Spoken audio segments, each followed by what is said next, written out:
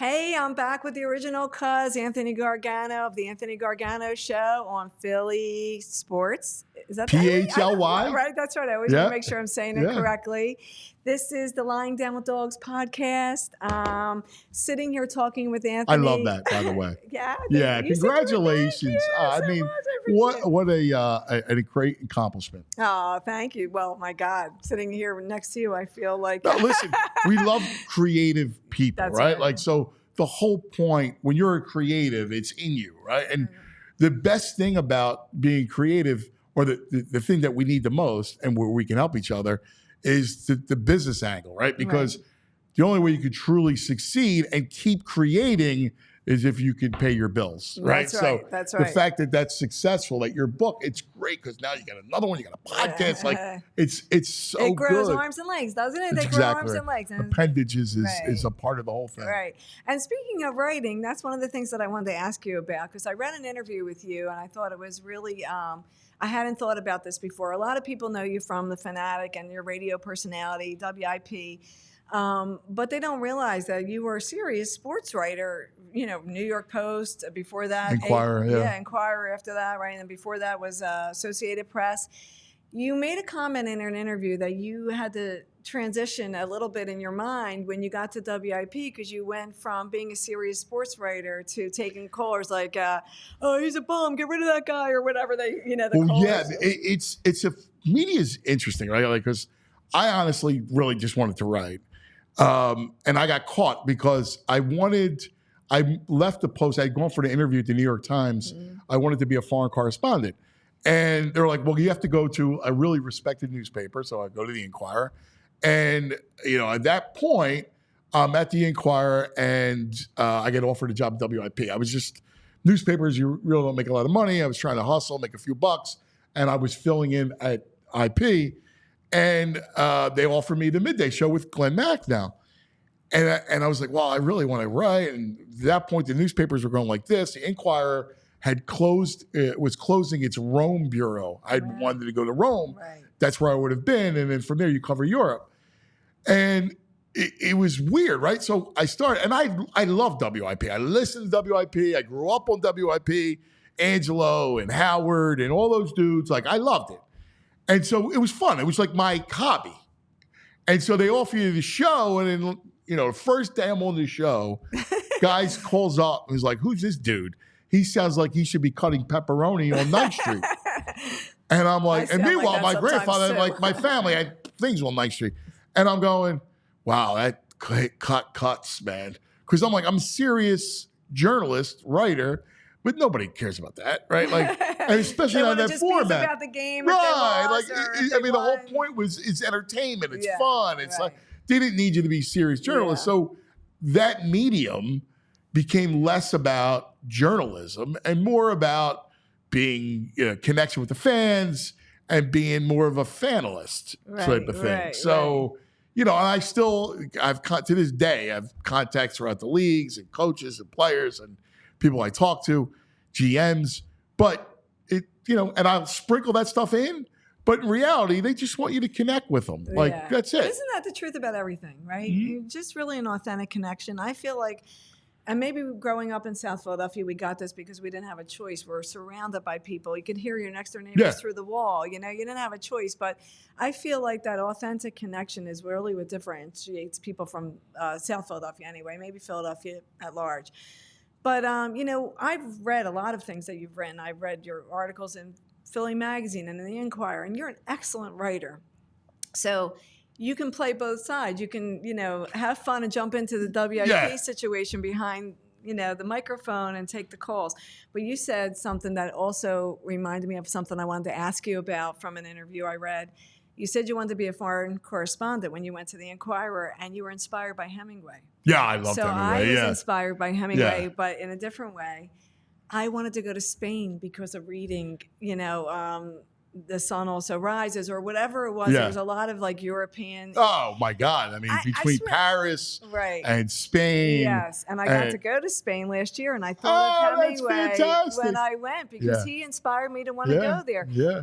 There's a writer that said so much in so few words. I would have to go back sometimes. One of my favorites, it was not even one of his most serious Immovable Feast, which is really about like the food and the culture and the drink. And, he was, in many ways, Anthony Bourdain became this as in television because he created, and I loved Bourdain, like early Bourdain, No Reservations, excellent, where he would go and it was about, understanding the culture.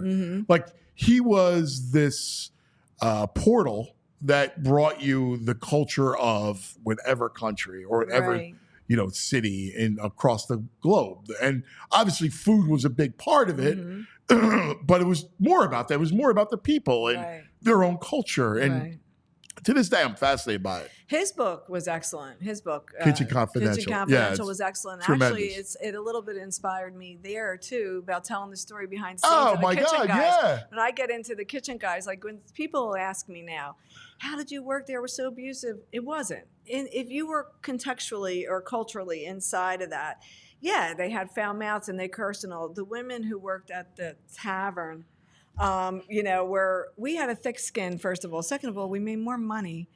We put up with some things, but it was really just the context of it. Those same guys would be a defender in any other aspect, but the guys that work in a kitchen on a hot stove all night long and what goes on it's in not Kitchen Confidential really brought that to the surface. It's the truth. Like, it's weird because, becoming a chef became this status, right? And it's like, oh, I'm going to become a chef.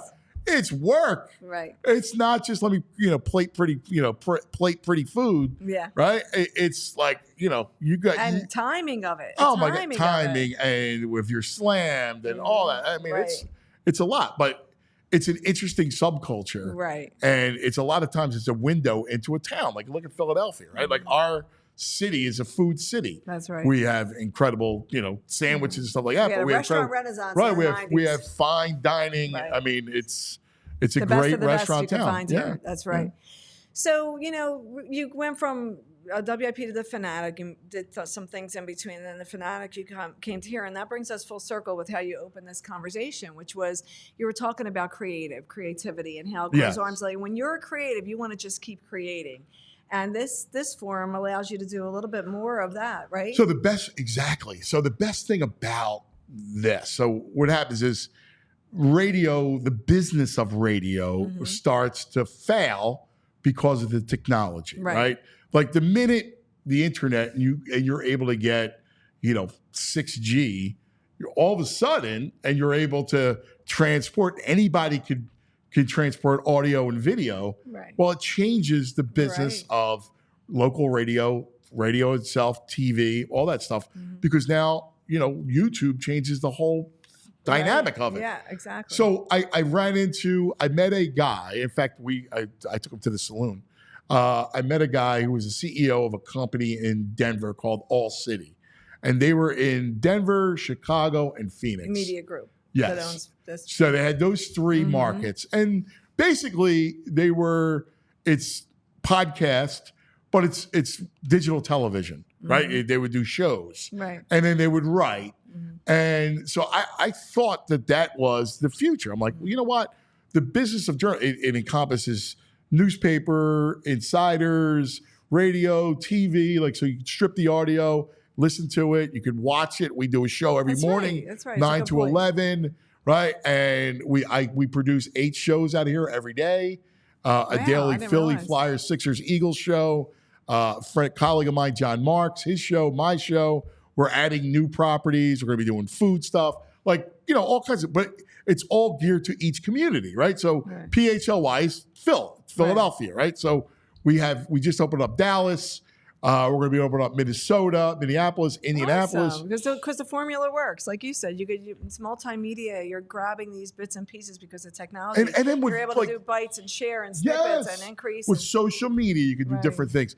You could now do a show, it's like Netflix for local sports, right? So the show can be 2 hours or it could be 2 hours and 12 minutes. Right. Right? You're not adhered to a format, right? Because of that. And that allows for creative moments. And you can go man on the street and there's a million things you could do, which really we haven't even scratched the surface. Like right now we're trying to get our nuts and bolts in order We just got to deal with Roku, Samsung, Xfinity One, so you can be on your remote.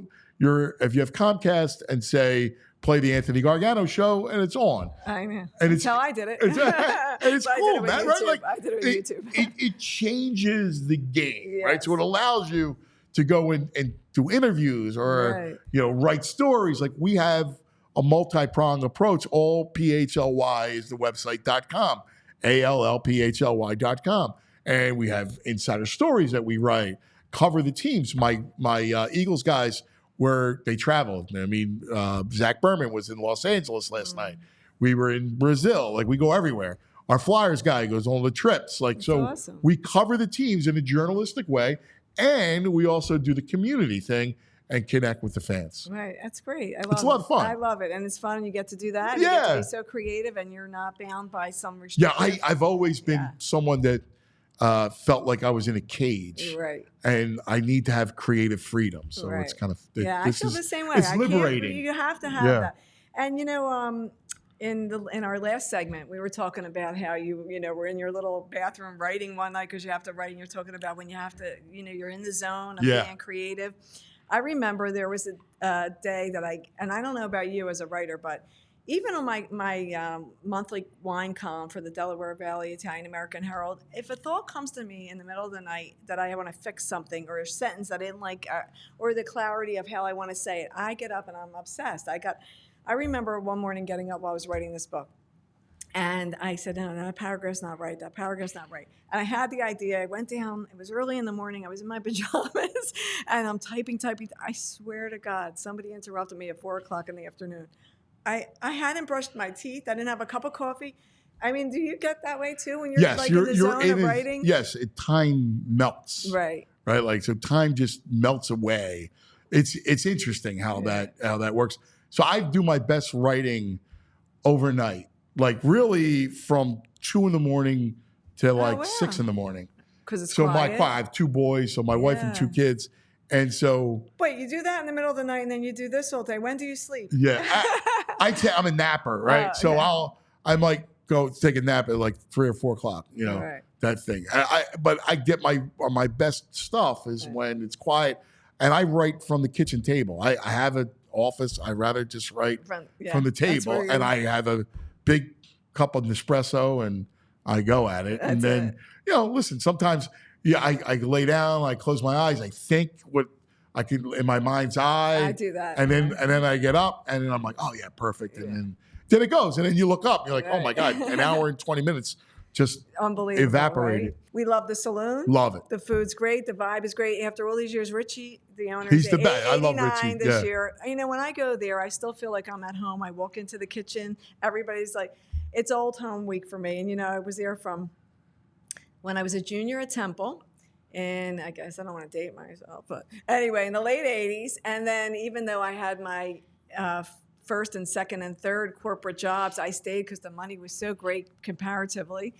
I finally left when I had a vice president's title. I had to go. I love it. Anyway, it was time to go anyway. But I wrote a book about my saloon stories, and there were thousands that didn't even make it into this little novella. I could talk forever. Do you have a saloon story? Well, you know what's interesting is that so there is a scene. I wrote a saloon story in a movie. I was telling you about the movie The Bottom. Yes. All right. So there's a scene where the main character comes into the saloon and you see Philadelphia. And it's all the political people that are there, right. all the movers and shakers of Philadelphia. Right. And the movie takes place in the 80s. Yes. So you have, and this guy was a developer, and the was lead it based on a real story? Kind of. Because there was a big story in the 80s about development. Yeah. The shakedown, the big shakedown with the waterfront. Yes, yeah. Right. And it was kind of similar, inspired by. And you walked into the saloon and it was, and especially at that point, right? It's, cigarette smoke and martinis. Right. And it was a who's who of politics and business of Philadelphia. That's right. And I love it. To this day, you walk in there and it's every walk of life, right? Like the old guys, they were the connected guys. Right. And then you have the and people love it. Right. They just love it. And it's such a slice of Philadelphia. It really is. I think it's the ultimate Philadelphia and it's excellent, restaurant. and the food is excellent. The food's when I tell to you, it's die the most for. immaculate restaurant you'll ever be in. But people, when I work there, when I talk about it, having worked there, people will say to me, "Oh, Mafia, that was one component of No, but you had there was judges. Judges, every sports personality. We had Joe Frazier, Charles Barkley, Dutch Dawn, Joe Torre, who was an ace. I had a the great best. Joe Torre story. I love Joe. He was terrific when he came in. And I mean, anybody was anybody. I love Joe Frazier. He was great. Dr. J, class act, would come in all the time. Anybody was in there. Leonard Toast. In fact, I had dinner there a couple weeks ago, and it was with my former family doctor, who was my busboy at the saloon, Dr. Frank Mazzata. And I was on my way driving. I was running late because I was in traffic, and he texted me, said, "I'm on Leonard Toast's whole table." I knew exactly where it was, you know. So. That's the best. I think I might have mentioned that before in a podcast. Like you walk in, first of all, the doors are iconic. Yeah. Big, heavy doors. The bar itself, it's just beautiful. Then, upstairs. The antiques. The antiques are a story of their own. I love that place. That's why I just think that place is magical, and it's quintessential Philadelphia. Right. All right, I'm going to switch gears just as we wrap up for one last question. What did you have to eat at the saloon? Well, we had I had the veal parm, like the bone and veal. Right. The bone and veal is ridiculous. But we're always there. Like, I love it there. I right? love it. The food is still excellent. Guess what? That place Quality, is a treasure. It is, and the atmosphere, the vibe. I always love the veal. Yeah. I'll get veal. Every time I go, I get it in a different way. So that's where we should go the next time, if you guys will have me again, because we haven't been out to eat with Joe Ben and your gang, which was a lot of fun, since Tequila's. Yeah. Which I love that place. That's a great spot. I love that. They're still open, right? Yes. Well, actually, they're not. They had a fire. Oh, no. Yeah. Okay. Yeah, they had a fire, so they're still trying to rebuild it. Oh, okay. But we'll go to the saloon. That's the deal. Saloon is great. Well, thank you for having me in your house. The original cause. That's it. Thank you so much. What a pleasure. Good luck. You're going to kill it. Same to you.